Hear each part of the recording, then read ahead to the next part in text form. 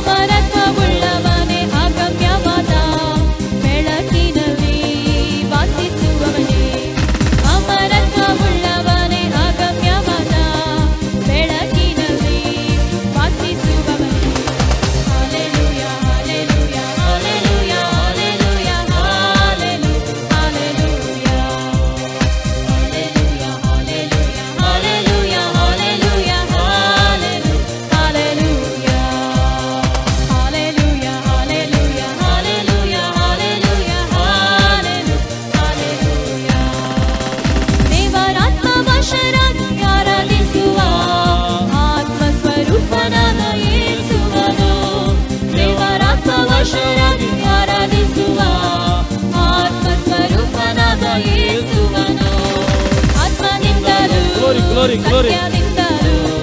ಸತ್ಯ ದೇವರ ನಾವು ಆರಾಧಿಸುವ ಆತ್ಮದಿಂದಲೂ ಸತ್ಯದಿಂದಲೂ ಸತ್ಯ ದೇವರ ಆರಾಧಿಸುವ. Hallelujah hallelujah hallelujah hallelujah hallelujah hallelujah hallelujah hallelujah hallelujah hallelujah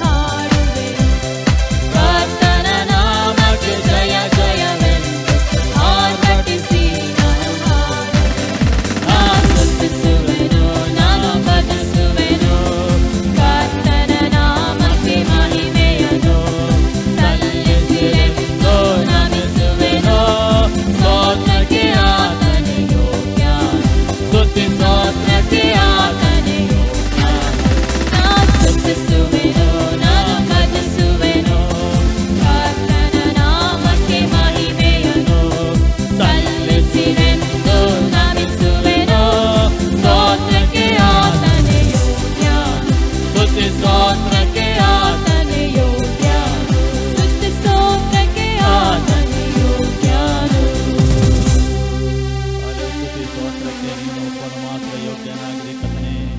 ಮಹಿಮೆಗೆ ನೀನೊಬ್ಬನು ಮಾತ್ರ ಯೋಗ್ಯನಾಗಿ ಸಿಂಹಾಸನಾದ ರೂಪನಾದ ದೇವರೇ ನಿನಗೆ ಸ್ತೋತ್ರ. ಅಪ್ಪ ತಂದೆ ನಿನಗೆ ಸ್ತೋತ್ರ ಕರ್ತನೇ. ಹಾಲೆಲೂಯ. ಕರ್ತನೇ ನಿನಗೆ ಸ್ತೋತ್ರ. ಹಾಲೆಲೂಯ. ಅಗಮ್ಯವಾದ ಬೆಳಕಲ್ಲಿರುವ ಆತನ ನೀನಾಗಿದೆ ತಂದೆ, ಅದು ಸ್ತೋತ್ರ ಕರ್ತನೇ. ಹಾಲೆಲೂಯ. ರಾಜಾಧಿರಾಜನಿಗೆ ಸ್ತೋತ್ರ ತಂದೆ. Glory glory. ಮಹಿಮೆ ಮಹಿಮೆ ಮಹಿಮೆ ಮಹಿಮೆ ನಿನಗೆ ಮಹಿಮೆ ಆಗಲಿ, ನಿನಗೆ ಮಹಿಮೆ ಆಗಲಿ. ನಿನಗೆ ಜ್ಞಾನ, ನಿನಗೆ ಮಾನ, ನಿನಗೆ ಸ್ವಾಮಿ ಒಬ್ಬನಿಗೆ ಮಾತ್ರ ಕರ್ತನೇ. Hallelujah hallelujah. ರಾಜ ಎಸ್.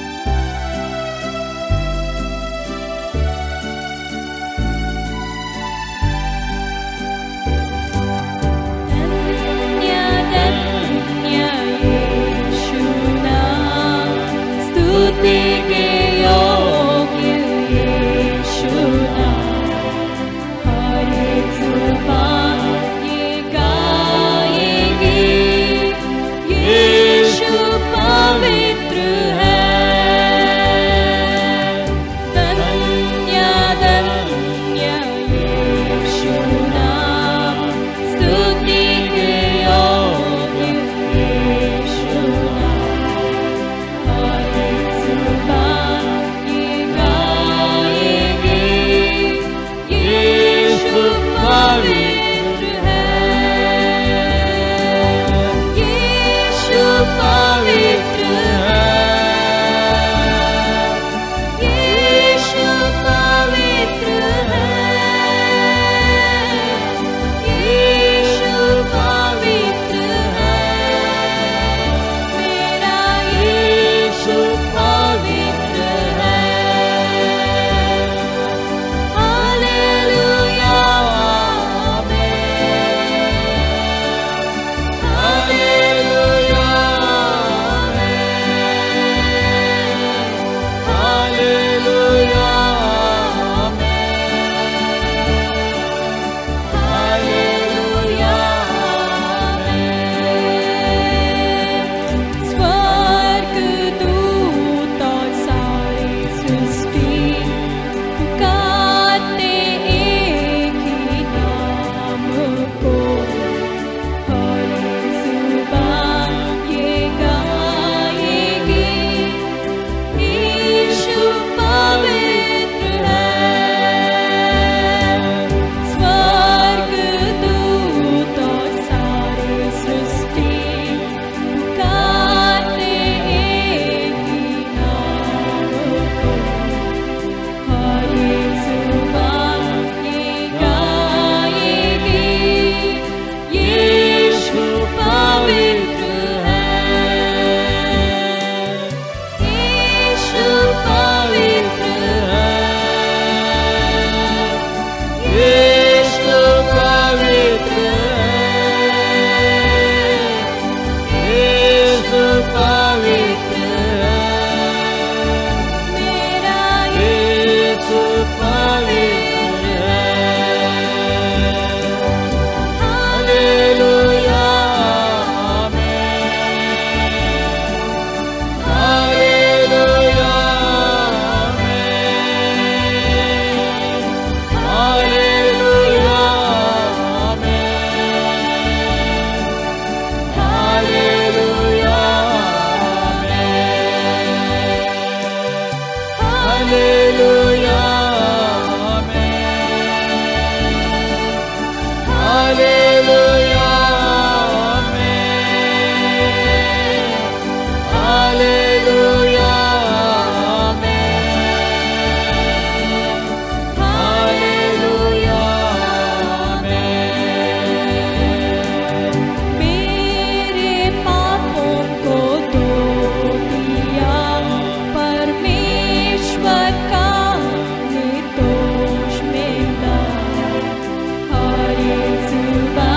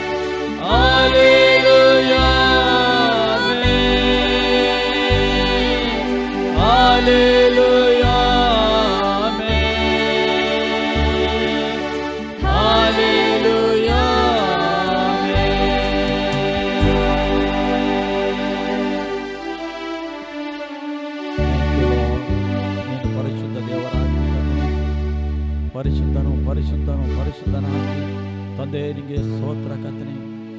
ಎಲ್ಲ ದೇವದೂತರ ಅಡ್ಡ ಬಿದ್ದು ಕರ್ತನಿಗೆ ನಮ್ಮ ದೇವರು ಪರಿಶುದ್ಧನೆಂದು ದೊಡ್ಡ ಶಬ್ದದಿಂದ ಕರ್ತನೆ ಗರಜುವ ಸಮುದ್ರದ ಹಾಗೆ ಶಬ್ದದಿಂದ ಕರ್ತನೆ ಆರಾಧನೆಯ ಒಂದು ಶಬ್ದವನ್ನು ನಾನು ಕೇಳಿದೆನೆಂದು ಯೋಹನು ಬರೆಯುತ್ತಾ ಇದ್ದಾನೆ.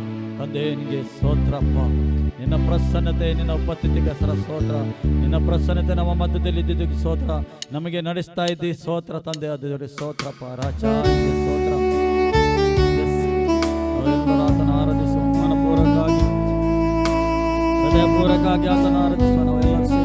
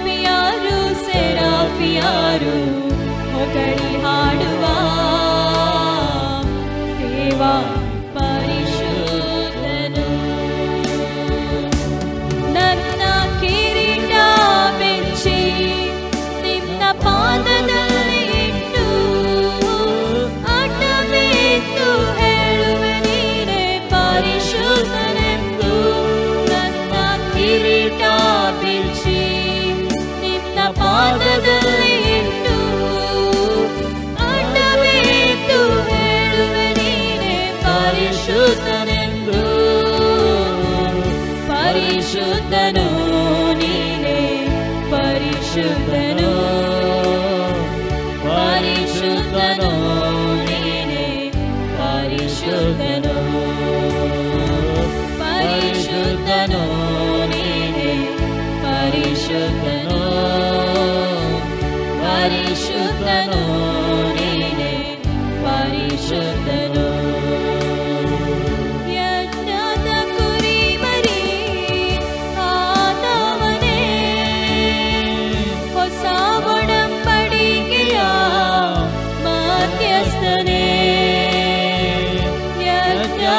ಕುರಿಮರಿ ಆದವನೇ,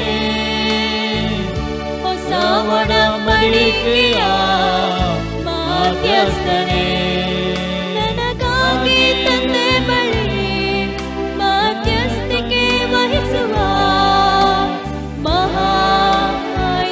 ಮಹಾಯಾಜಕನೇ, ನನಗಾಗಿ ತಂದೆ ಬಳಿ ಮಧ್ಯಸ್ಥಿಕೆ ವಹಿಸುವ ಮಹಾಯಾಜಕನೇ, ನನ್ನ ಕಿರೀಟ ಬಿಚ್ಚಿ ನಿನ್ನ ಪಾದದಲ್ಲಿಟ್ಟು ಅಡ್ಡಬಿದ್ದು ಹೇಳುವೆ ನೀನೇ ಪರಿಶುದ್ಧನೆಂದು. ನನ್ನ ಕಿರೀಟ ಬಿಚ್ಚಿ ನಿನ್ನ ಪಾದದಲ್ಲಿಟ್ಟು ಅಡ್ಡಬಿದ್ದು ಹೇಳುವೆ ನೀನು ಪರಿಶುದ್ಧನೆಂದು. ಪರಿಶುದ್ಧನು ನೀನೇ, ಪರಿಶುದ್ಧನು ಪರಿಶುದ್ಧನು ನೀನೇ, ಪರಿಶುದ್ಧನು ಪರಿಶುದ್ಧನು ನೀನೇ, ಪರಿಶುದ್ಧನು ಪರಿಶುದ್ಧನು ನೀನೇ, ಪರಿಶುದ್ಧನು. ಯುಗ ಯುಗಗಳಲ್ಲಿಯೂ ಜೀವಿಸುವ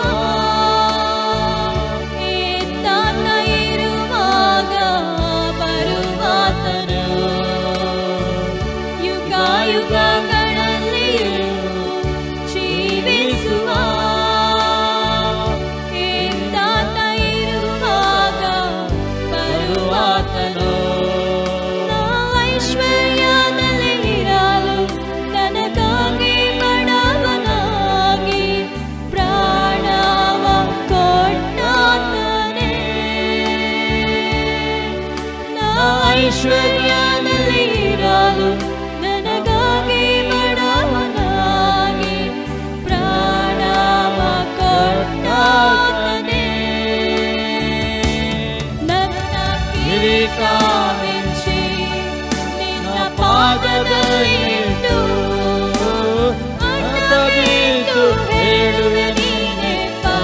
ಪರಿಶುದ್ಧನೆಂದು ನನ್ನ ಕಿರೀಟ ಬಿಚ್ಚಿ ನಿನ್ನ ಪಾದದಲ್ಲಿಟ್ಟು ಅಡ್ಡಬಿದ್ದು ಹೇಳುವೆ ನೀನೆ ಪರಿಶುದ್ಧನೆಂದು. ಪರಿಶುದ್ಧನೋ ನೀನೆ, ಪರಿಶುದ್ಧನೋ, ಪರಿಶುದ್ಧನೋ ನೀನೆ, ಪರಿಶುದ್ಧನೋ, ಪರಿಶುದ್ಧನೋ ನೀನೆ, ಪರಿಶುದ್ಧನೋ, ಪರಿಶುದ್ಧನೋ ನೀನೆ, ಪರಿಶುದ್ಧನೋ, ಪರಿಶುದ್ಧನು ನೀನೆ, ಪರಿಶುದ್ಧನೋ, ಪರಿಶುದ್ಧನೋ ನೀನೆ, ಪರಿಶುದ್ಧನೋ. ನನ್ನ ಕಿರೀಟ ಬಿಚ್ಚಿ ನಿನ್ನ ಪಾದದಲ್ಲಿಟ್ಟು ಅಡ್ಡಬಿದ್ದು ಹೇಳುವೆ ನೀನೆ ಪರಿಶುದ್ಧನೆಂದು. ನನ್ನ ಕಿರೀಟ ಬಿಚ್ಚಿ ನಿನ್ನ ಪಾದದಲ್ಲಿಟ್ಟು ಅಡ್ಡಬಿದ್ದು ಹೇಳುವೆ ನೀನೆ ಪರಿಶುದ್ಧನೆಂದು. ಪರಿಶುದ್ಧನೋ ನೀನೆ, ಪರಿಶುದ್ಧನೋ, ಪರಿಶುದ್ಧನೋ ನೀನೆ, ಪರಿಶುದ್ಧನೋ, ಪರಿಶುದ್ಧನೋ ನೀನೆ, ಪರಿಶುದ್ಧನೋ, ಪರಿಶುದ್ಧನೋ ನೀನೆ, ಪರಿಶುದ್ಧನೋ, ಪರಿಶುದ್ಧನೋ ನೀನೆ, ಪರಿಶುದ್ಧನೋ, ಪರಿಶುದ್ಧನೋ ನೀನೆ, ಪರಿಶುದ್ಧನೋ, ಪರಿಶುದ್ಧನೋ ನೀನೆ, ಪರಿಶುದ್ಧನೋ, ಪರಿಶುದ್ಧನೋ ನೀನೆ, ಪರಿಶುದ್ಧನೋ.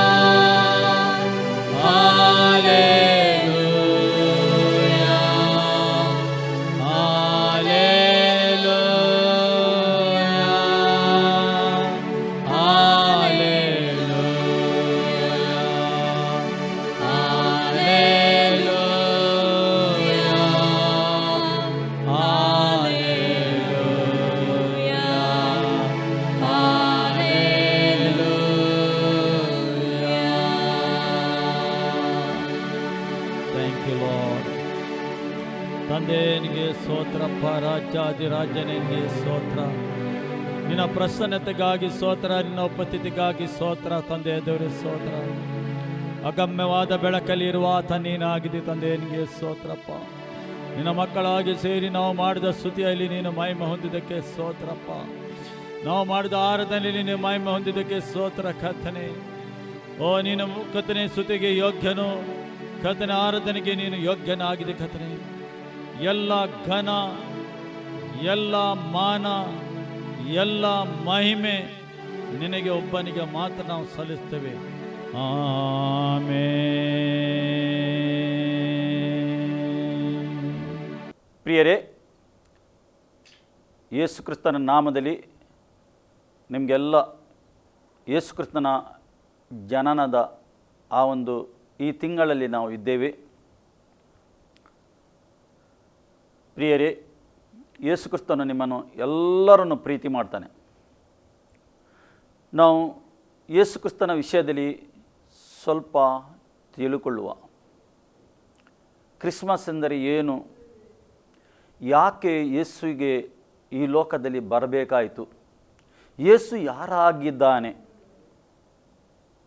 ಎಂದು ನಾವು ತಿಳಿಕೊಳ್ಳುವ. ಕ್ರಿಸ್ಮಸ್ ಅಂದರೆ ಯೇಸುವಿನ ಜನನ ಎಂದರೆ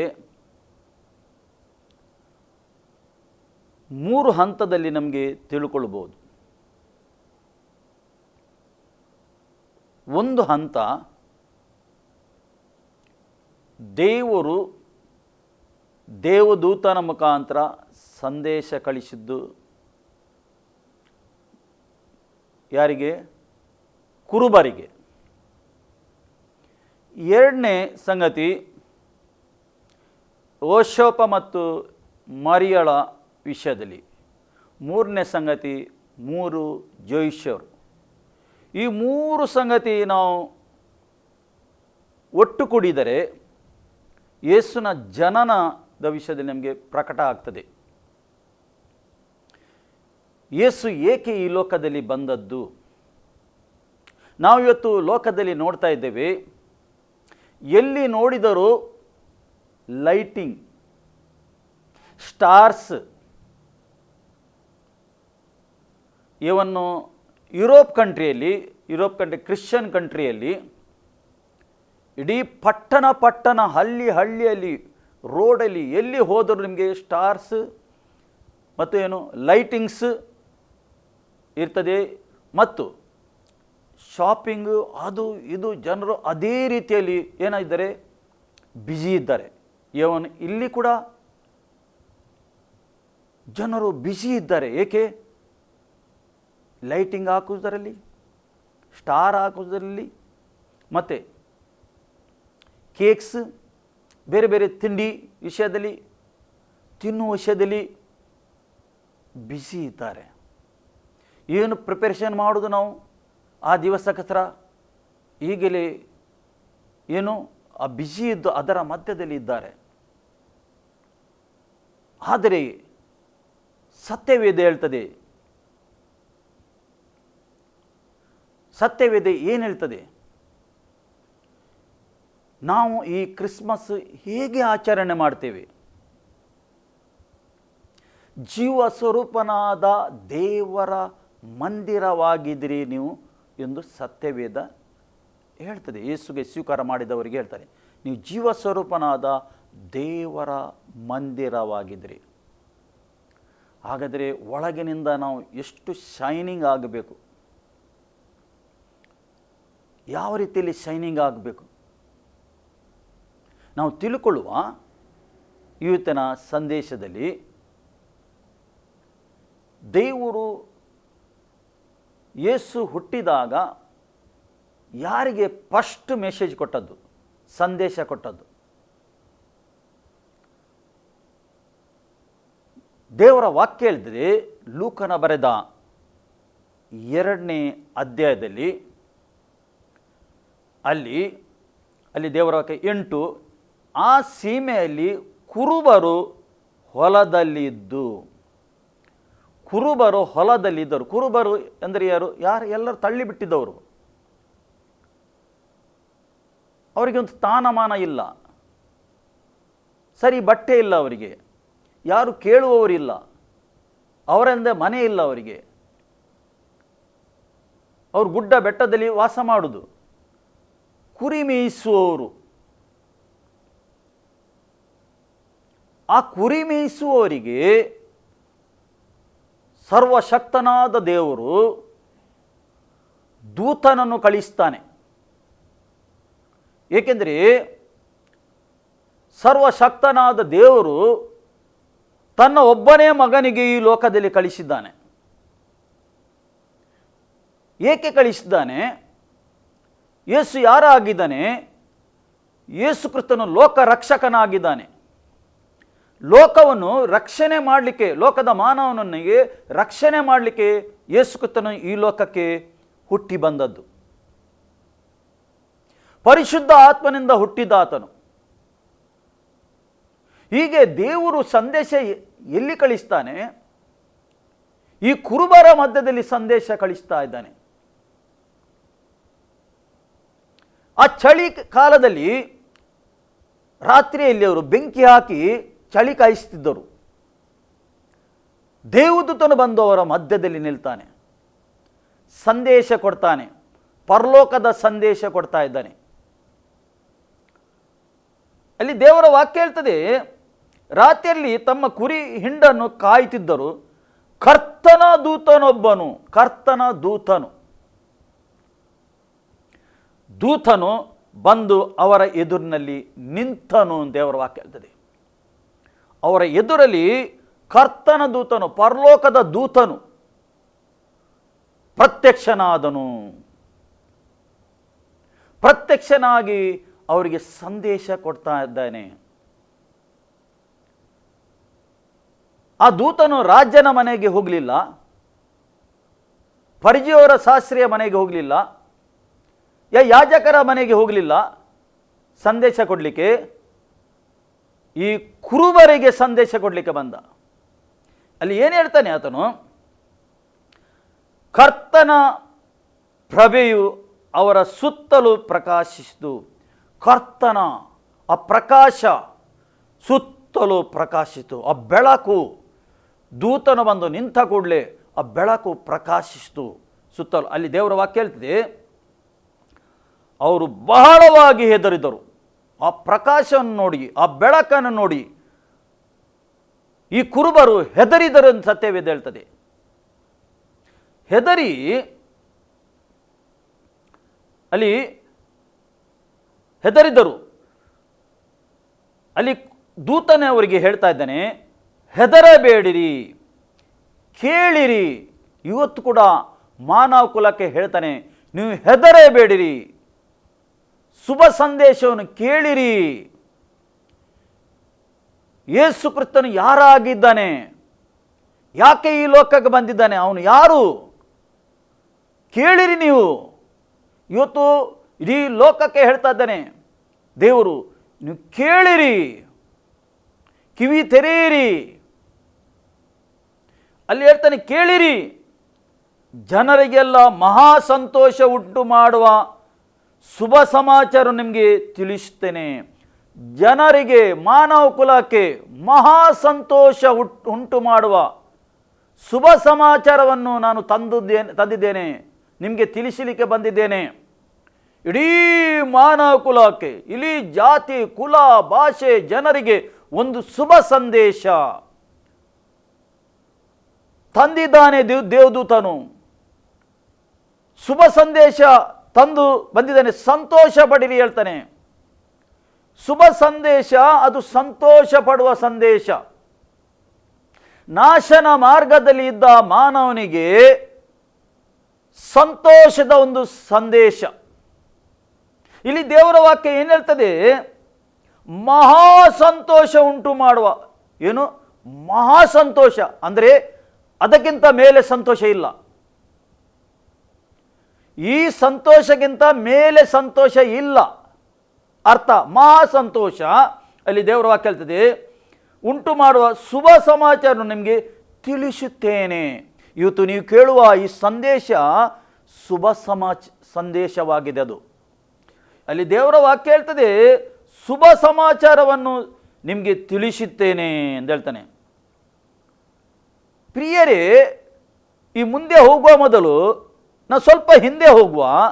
ಅಲ್ಲಿ ದೇವದೂತನು ಮರಿಯಳಿಗೆ ಇದೇ ಸಂದೇಶ ಕೊಡ್ತಾ ಇದ್ದಾನೆ. ಮರಿಯಳು ಮಗು ಹೊಟ್ಟೆಯಲ್ಲಿ ಹುಟ್ಟುವ ಮೊದಲು ದೇವದೂತನು ಬರ್ತಾನೆ. ಅಲ್ಲಿ ಯೇಸು ಯಾರಾಗಿದ್ದಾನೆ ಇಲ್ಲಿ ತಿಳಿಸ್ತಾ ಇದ್ದಾನೆ. 35ನೇ ನಾವು 1:35 ಓದುವ. ಅಲ್ಲಿ ಈ ರೀತಿ ಹೇಳ್ತಾರೆ, ನಿನ್ನ ಮೇಲೆ ಪರಿಶುದ್ಧಾತ್ಮನು ಬರುವುದು. ಮರಿಯಮ್ಮನಿಗೆ ಸಂದೇಶ ಕೊಡ್ತಾ ಇದ್ದಾನೆ ಗಬ್ರಿಯೇಲನು, ನಿನ್ನ ಮೇಲೆ ಪರಿಶುದ್ಧಾತ್ಮನು ಬರುವನು, ಪರಮಾತ್ಮನ ಶಕ್ತಿಯ ನೆರಳು. ಪರಮಾತ್ಮನ ಸರ್ವಶಕ್ತನಾದ ದೇವರ ಶಕ್ತಿಯ ನೆರಳು. ಅಲ್ಲಿ ದೇವರ ವಾಕ್ಯ ಹೇಳ್ತದೆ, ನೆರಳು ನಿನ್ನ ಮೇಲೆ ಬರುವುದು. ಆ ಪರಮಾತ್ಮನ ಸರ್ವಶಕ್ತನಾದ ಜೀವ ಸ್ವರೂಪನಾದ ದೇವರ ಆ ನೆರಳಿನ ಶಕ್ತಿಯು ನಿನ್ನ ಮೇಲೆ ಬರುವುದು, ನಿನ್ನ ಒಳಗೆ ಬರುವುದು. ಅಲ್ಲಿ ಸಂದೇಶ ಕೊಡ್ತದ್ದೇನೆ ಮರಿಯಳಿಗೆ ಎಷ್ಟು ವರ್ಷ? 14ರಿಂದ 17-18 ವರ್ಷದ ಒಳಗೆ. ಮಗಳಿಗೆ ಏನು ಗೊತ್ತಿಲ್ಲ, ಪರಿಶುದ್ಧಳು, ದೇವ ಭಕ್ತಳು ಅವಳು. ಆಕೆಗೆ ಸಂದೇಶ ಕೊಡ್ತಾ ಇದ್ದಾನೆ ದೇವದೂತನು ಬಂದು. ಏಕೆ? ಏನು ಸಂದೇಶ ಕೊಡ್ತಾನೆ ಅಲ್ಲಿ? ಅದರಿಂದ ಹುಟ್ಟುವ ಆ ಪವಿತ್ರ ಶಿಶು, ಮರಿಯಮ್ಮರ ಗರ್ಭದಲ್ಲಿ ಹುಟ್ಟುವ ಆ ಪರಿಶುದ್ಧ ಶಿಶು, ಸತ್ಯವೇದ ಹೇಳ್ತದೆ, ಪರಿಶುದ್ಧ ಶಿಶು ದೇವರ ಮಗನೇ ಎನ್ನಿಸಿಕೊಳ್ಳುವುದು.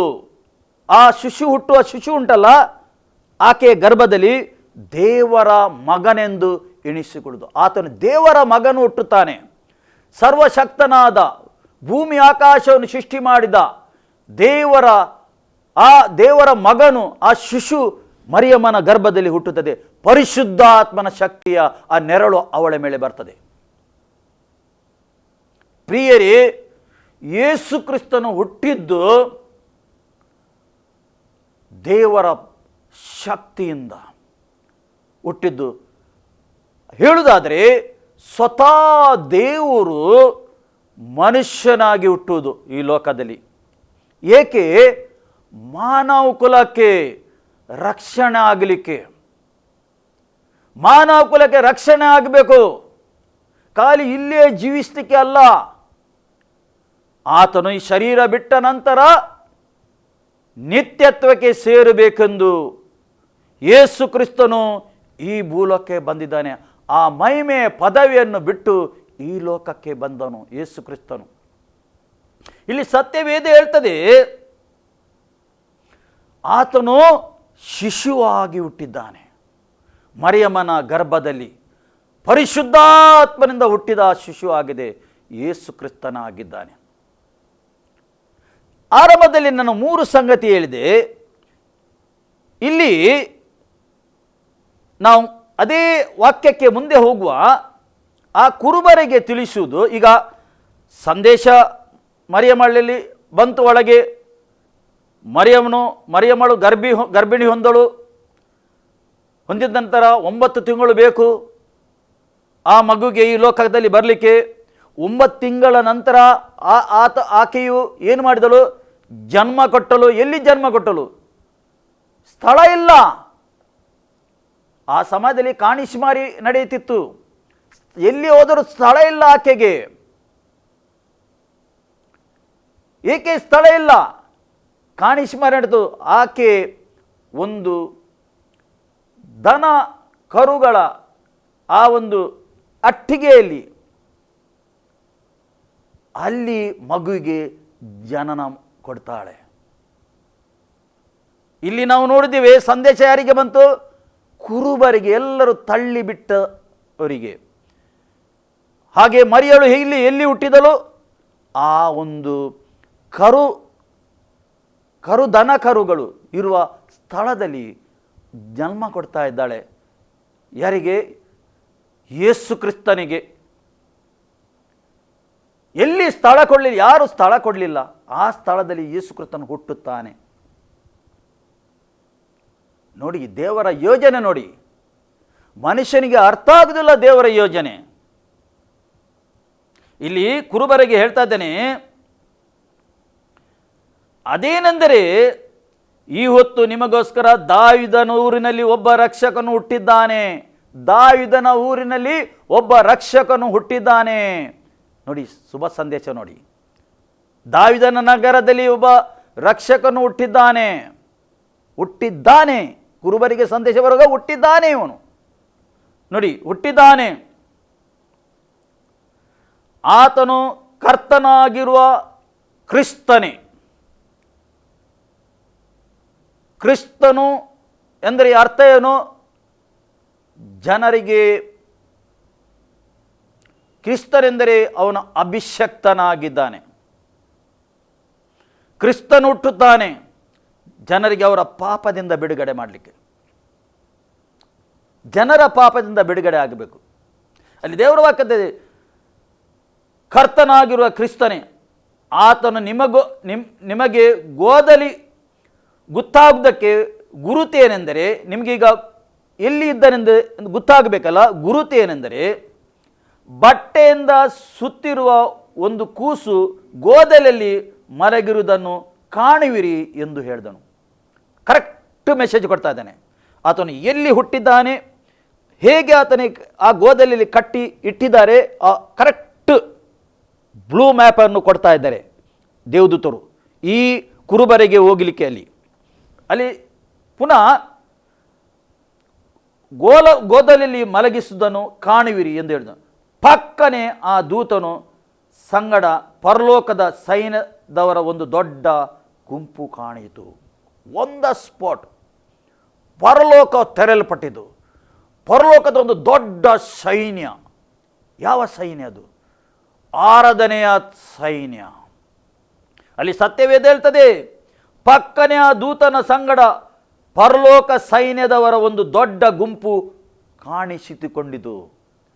ಪರಲೋಕ ತೆರೆದು ದೇವರು ತೋರಿಸ್ತಾ ಇದ್ದಾನೆ, ಈ ಕುರುಬರಿಗೆ ತೋರಿಸ್ತಾನೆ. ಅಲ್ಲಿ ಏನಿದೆ? ಮೇಲಿನ ಲೋಕಗಳಲ್ಲಿ ದೇವರಿಗೆ ಮಹಿಮೆ, ಮೇಲಿನ ಲೋಕದಲ್ಲಿ ದೇವರಿಗೆ ಮಹಿಮೆ, ಭೂಲೋಕದಲ್ಲಿ ಮನುಷ್ಯರೊಳಗೆ ಸಮಾಧಾನ. ಏನು ಕೇಳಿಸಿದ್ದು ಅವರಿಗೆ? ಯಾವ ಆರಾಧನೆ? ಪರಲೋಕದಲ್ಲಿ ದೇವರಿಗೆ ಮಹಿಮೆ, ಭೂಲೋಕದಲ್ಲಿ ಮನುಷ್ಯರೊಳಗೆ ಸಮಾಧಾನ. ದೇವರು ಅವರಿಗೆ ಒಲಿದಿದ್ದಾನೆ, ಅಂದರೆ ಮೆಚ್ಚಿದ್ದಾನೆ. ಅರ್ಥ, ಇವರು ಓಡಿ ಹೋಗ್ತಾರೆ, ಅಲ್ಲಿಂದ ಎಲ್ಲ ಬಿಡುತ್ತಾರೆ, ಓಡಿ ಹೋಗಿ ಆ ಮಗುಗೆ ಅಡ್ಡ ಬೀಳ್ತಾ ಇದ್ದಾರೆ, ಓಡಿ ಹೋಗಿ ಅಡ್ಡ ಬೀಳ್ತಾರೆ. ನೋಡಿ, ಮತ್ತಾಯನ ಶುಭ ಸಂದೇಶದಲ್ಲಿ, ಮತ್ತಾಯನ ಶುಭ ಸಂದೇಶ 2 ಈ ರೀತಿ ಬರೆಯಲ್ಪಟ್ಟಿದೆ.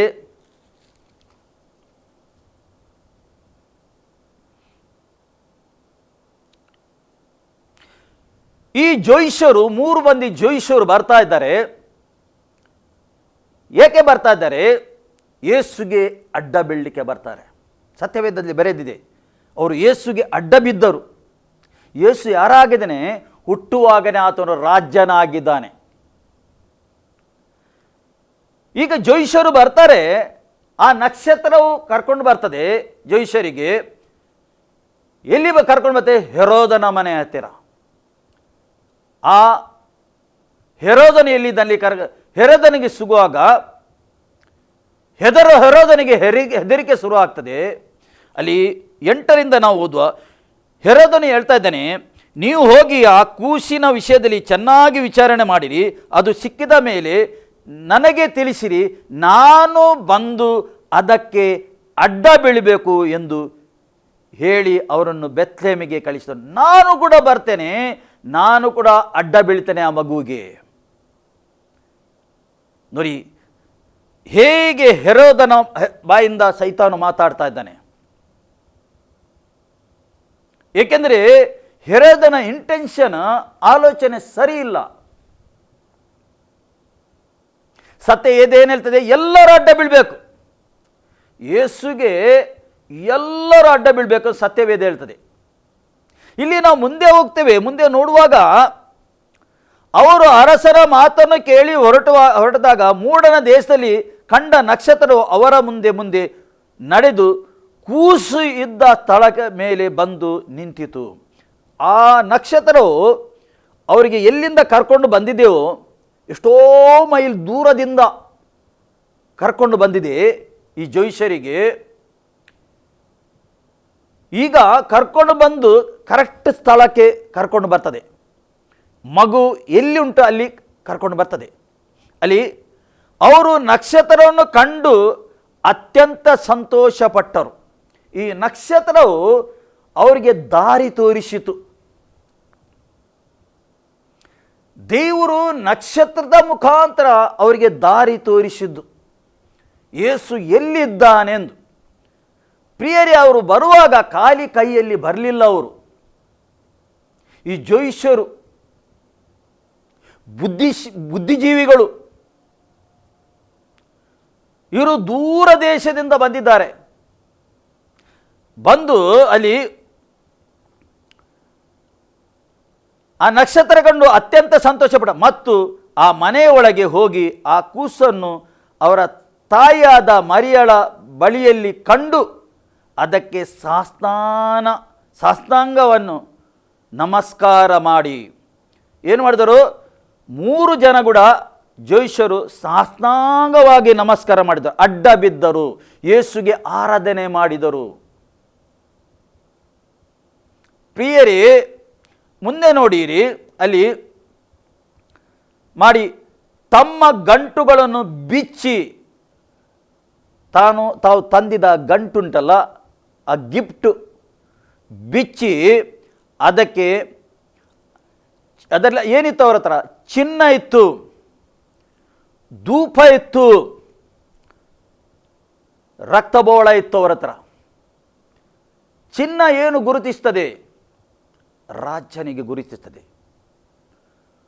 ಧೂಪ ಏನು ಗುರುತಿಸ್ತದೆ? ಯಾಜಕನಿಗೆ ಯಾಜಕನ ಗುರುತು ಧೂಪ. ರಕ್ತಬೋಳ ಏನು? ಪರಿಶುದ್ಧತೆ. ಯೇಸು ಯಾರಾಗಿದ್ದಾನೆ? ಪರಿಶುದ್ಧನಾಗಿದ್ದಾನೆ. ಹುಟ್ಟುವಾಗ ಪರಿಶುದ್ಧ ಶಿಶುವಾಗಿ ಹುಟ್ಟಿದ್ದಾನೆ ಆತನು. ಯಾವ ಮಾನವನಿಂದ ಹುಟ್ಟಿಲ್ಲ ಆತನು ದೇವರ ಪರಿಶುದ್ಧ ಆತ್ಮನಿಂದ ಹುಟ್ಟಿದವನು. ದೇವರು ಮನುಷ್ಯನಿಗೆ ಸೃಷ್ಟಿ ಮಾಡಿ ಹೀಗೆ ಬಿಡಲಿಲ್ಲ.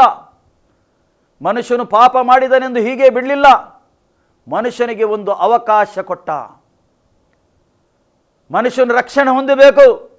ತನ್ನ ಸ್ವರೂಪವಾಗಿ ಸೃಷ್ಟಿಸಿದ ದೇವರ ಸ್ವರೂಪವಾಗಿ ಮಾನವನಿಗೆ ಸೃಷ್ಟಿ ಮಾಡಿದ್ದಾನೆ ದೇವರು. ಅವನಿಗೆ ರಕ್ಷಣೆ ಆಗಬೇಕೆಂದು ಒಂದೇ ಗುರಿ ದೇವರದ್ದು. ತನ್ನಲ್ಲಿದ್ದ ದಿ ಬೆಸ್ಟ್, ದೇವರ ಹತ್ರ ಏನಿತ್ತು? ಒಳ್ಳೆದಕ್ಕಿಂತ ಒಳ್ಳೆಯದು ಏನುಂಟು ಅದು ಕೊಟ್ಟ. ಏನಿತ್ತು ದೇವರ ಹತ್ರ? ಒಳ್ಳೆದಿಂದ ಒಳ್ಳೆಯದು, ಅದಕ್ಕಿಂತ ಮೇಲೆ ಇಲ್ಲ. ಅದು ಯಾರಿದ್ದ? ಯೇಸು ಕ್ರಿಸ್ತನು ತನ್ನ ಮಗನಿಗೆ ಕೊಟ್ಟ. The best. ದೇವರು ಕೊಡುವಾಗ ಒಳ್ಳೆಯದನ್ನೇ ಕೊಡ್ತಾನೆ. ಮಗನೇ ಕೊಟ್ಟು ಬಿಟ್ಟ, ಹೋಗುವಂದು. ಮಾನವ ಕುಲಕ್ಕೆ ರಕ್ಷಣೆ ಆಗಬೇಕು. ಯೇಸು ಹುಟ್ಟುವಾಗ ಪರಿಶುದ್ಧನಾಗಿ ಹುಟ್ಟಿದ್ದಾನೆ. ನಾವು 3 ಸಂಗತಿ ನೋಡಿದ್ದೇವೆ. ಒಂದು ಕುರುಬರ ವಿಷಯದಲ್ಲಿ, ಮತ್ತು ಮರಿಯಮನ ಮತ್ತು ಯೋಸೇಫನ ವಿಷಯದಲ್ಲಿ.